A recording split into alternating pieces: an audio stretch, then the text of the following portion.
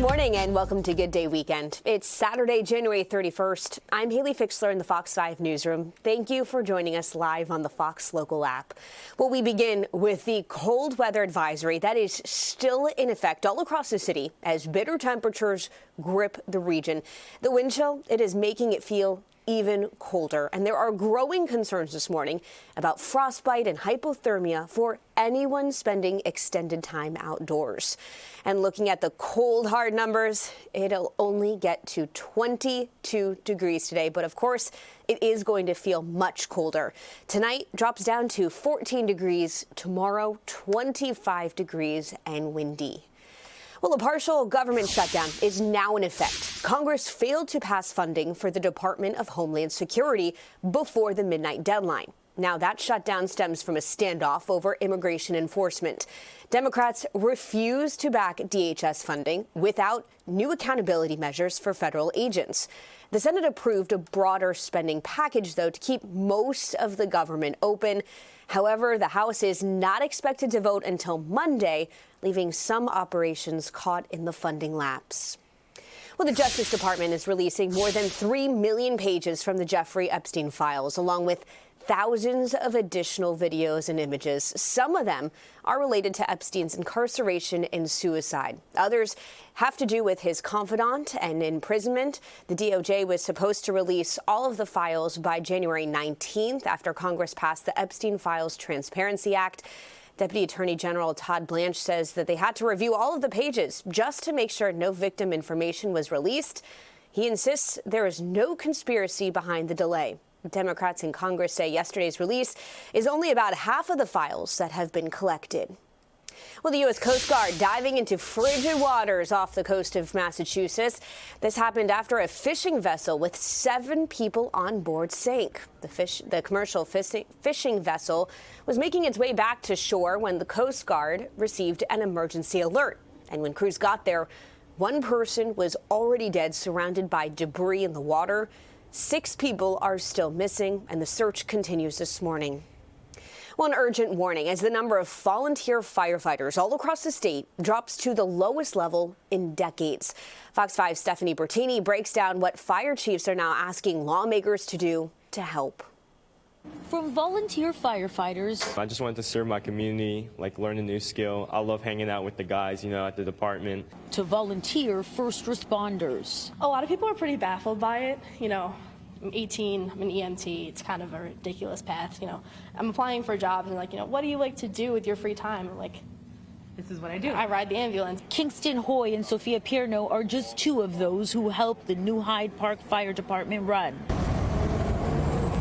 Responding to fires and emergencies in Nassau County requires the work of volunteers. Nassau County has 70 volunteer fire departments that cover the entire county. Chief Fire Marshal and County Fire Coordinator Michael Utaro says operational challenges exist over the number of volunteers nowadays. The problem they're facing, this fire department along with every fire department, is just the staffing is not what it was. It's a problem across Long Island, and the issue laid out at a news conference where New York State and Long Island Department commissioners, chiefs, and firefighters shared volunteer rates are the lowest in 40 years. One of the biggest challenges people face in our communities is, and especially the newer generations and the younger generations, we don't have the sense of community that we used to have. We used to do things at a very local level, and now people are more spread out. But they also talk about the financial stresses on their families. They're working second jobs, they're doing other things. As a result, they say responses are suffering. Response times are increasing all across the state.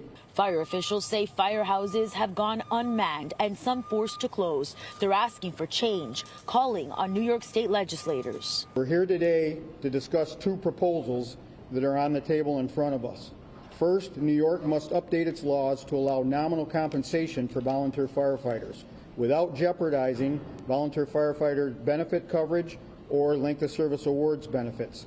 Currently, we are unable to incentivize or reimburse in any way the volunteers for the time, training, and personal expenses required to serve because of state laws. Additionally, we continue to advocate for state-level incentives such as tax credits, child care credits, and property tax relief for our volunteers. When it comes to volunteering, We actually had a street fair, so that's where I signed up. there are those who find deep fulfillment. It's absolutely a constant learning process. But the idea is incentives could attract those who may have barriers when it comes to raising their hand. On Long Island, Stephanie Bertini, Fox 5 News. Well, listen to this. She went from the FBI to the CIA and then the Culinary Institute of America. And now the crime investigator turned cookie baker is opening her first shop in White Plains. Fox 5's Richard Giacovas has this story.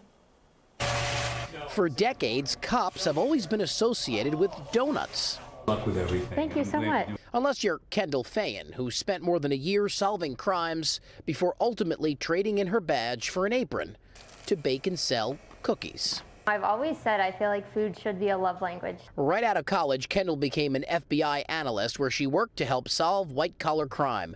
But just 16 months in, she kept having visions of her grandfather Sparky and the joy Kendall had as a kid, helping run the family farm stand in Orange County. I'd been really pushing and wanting to get this position as a surveillance specialist, which was like one of my dream jobs to then help me progress to become an agent.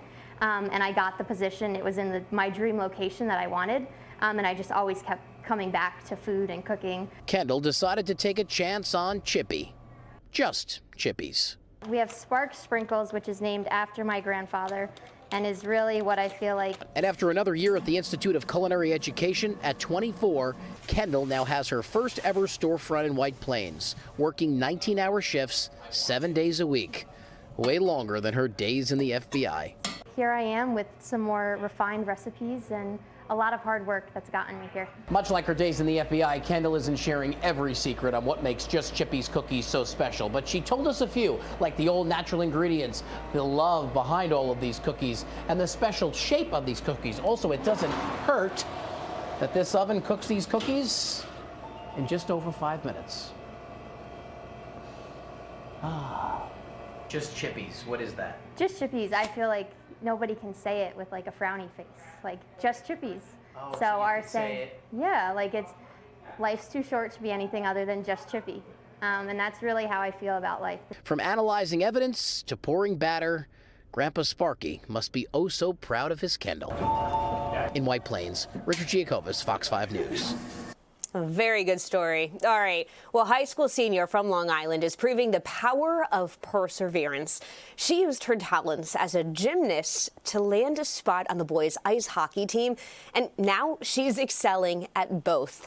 Fox 5's Jody Goldberg brings us this edition of Good Sports from Long Beach. Sophie Marino has been setting the bar high as a competitive gymnast since she was 8 years old. I've been doing gymnastics 4 or 5 hours a day, 5 times a week. And nearly a decade later, the Long Beach high school senior is proving the sky's the limit, no matter the sport. I've always been athletic. Gymnastics built the foundation. Discipline, working hard, flexibility. And then last year, when Sophie realized the boys' varsity hockey team had just one goalie, she decided to give it a shot, stepping onto the ice at 16 years old. I asked my brother, who was the goalie the previous year, why there was only one. He was joking around with me. He was like, you should be the backup, you should be the goalie. The joke turned into a challenge, and Sophie was determined to make boys varsity hockey without ever playing the sport. Oh, I was a bad skater. I tried to just get on the ice as much as possible. Hockey runs in the family. Both of Sophie's parents play, and she's still trying to recruit her younger sister. As the only girl on the ice, she wears that role with pride, a gymnast guarding the goal. I'm really excited that I get to fit both into my life. It was an adjustment for her teammates. At first, they're like a little shocked, but we didn't have a backup, so they were like, all right, get her. But shock soon turned into support. It's really cool. Like, I hear the crowd chanting my name and everyone cheering. It's really fun. And when it comes to college, Sophie is going with her first choice. She is following her brother to Binghamton. And yes, of course, she plans to pursue hockey and gymnastics at the club level. Anything she puts her mind to, she does really, really well. Very rare to have a student who competes at that level in different sports that are unique and does that well academically. She's pushed herself in some of our top classes. We're so proud of her. 2 sports and being a student was just crazy. Sophie agrees it is a little crazy, especially knowing where where she started. I'd be like, there's no way, like, you're joking, this is a lie. As for advice for anyone thinking about getting straight A's while taking on 2 sports, There's going to be times where you get frustrated, but you just got to keep going and believe in yourself. proving the biggest wins come from taking a chance. In Long Beach, Long Island, Jody Goldberg, Fox 5 News. Wow, what talent. All right, don't go away. We're going to be right back. But first, here's a 7-day forecast for the week ahead.